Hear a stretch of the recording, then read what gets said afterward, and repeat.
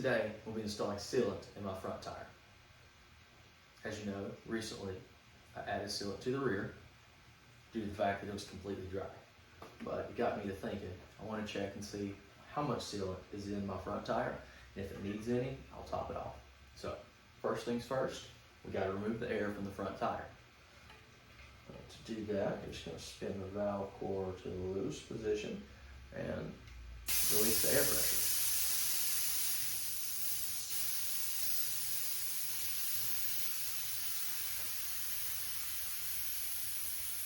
Okay, that's taking too long.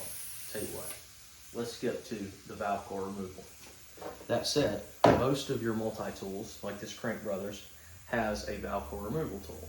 I personally like to use a special tool that's specifically designed for valve cores, both Schrader and Presta valve style. So I'm going to use it. It's a lot quicker and a little bit easier. You don't have to remove it from the chain breaker piece like you do on the Crank Brothers tool. So that said, let's get this valve core out. It's been a while. It was a little tight. So this tire has some sealant in it, I believe, so I'm going to make sure that as I remove the valve core, that I remove it on the top there. Okay. So, when you order the OrangeSeal sealant online, it comes with the tube that it requires to add to your wheel, and it also comes with a dipstick. So, as the last video did, you know that the rear tire had the push core dipstick. It's not going to reach the bottom of the tire anyway, but it was bone dry. So, that said, now that I removed the valve core, I'm going to use the dipstick that comes with the kit to see how much actual sealant I have. Okay.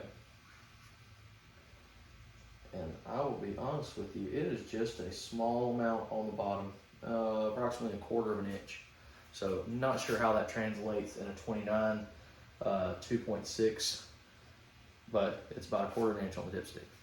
So what I'm going to do, knowing that mountain bike tires need approximately 4 ounces of sealant, at least the tire size that I have, 29s, I'm going to go on and put the remaining sealant in, because then honestly it's not that much, and it'll probably start to dry up over time anyway.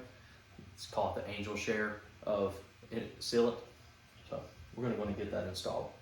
Again, this is OrangeSeal brand. It's the Endurance Sealant. It's designed for more of your off-road riding, mountain bikers, things of that nature.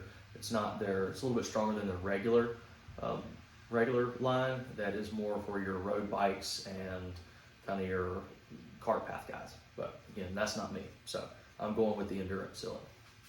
So I'm going to give it a good shake, get it shaken up. Like I say, we just did the rear tire, so it's pretty well shook up. I'm going to put this cap on again. It comes with it, which is very nice. You don't have to have a special sealant injector tool, which are nice, but again, not needed. So to get started, I'm going to install it on the valve stem. And then I'm going to just simply roll the tire down.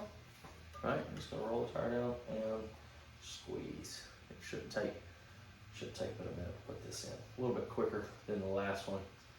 Learning as we go. The last video I was talking about hadn't added sealant since the wheel set was put on last year around this time. So it's definitely needed, I would definitely say. Okay, so roll that back to the top, give it a second to roll down the tire. Spin it back down. You'll notice on the rear I'm running an Onza tire. Again, I really like it for the rear, but up front I'm really a fan of the Specialized Butcher Grid trail. I'm running a 2.4 in the rear, good pedaling, and on the front I'm running a 2.6. It gets up and over a lot of the stuff that I ride on in my local area here. We're kind of in the middle between flowy and chunky. There's a lot of flow sections, a few rock gardens here and there. Kind of a rooty place to ride for my home trails. So having that little bit wider, beefier tire on the front has really done wonders for ride quality and honestly being able to get up and over things. So again, so that was the last 4 ounces of that. So I'm gonna set that down there. I'm gonna grab my valve core. I'm gonna install the valve core back in. We're almost wrapped up here. So install the valve core. Again, use the specialty tool. Use the specialty tool to get that valve core in. You don't want to go too tight because it could damage. You get stuck, it's hard to get out. So valve core's in. The fill cap's loosened up. So now all that's left is give the tire a spin, and I'll pump it up, and I'll run about 23.5 PSI in the front. So I'm gonna pump up my front tire and go for another spin around the parking lot. So thanks for watching.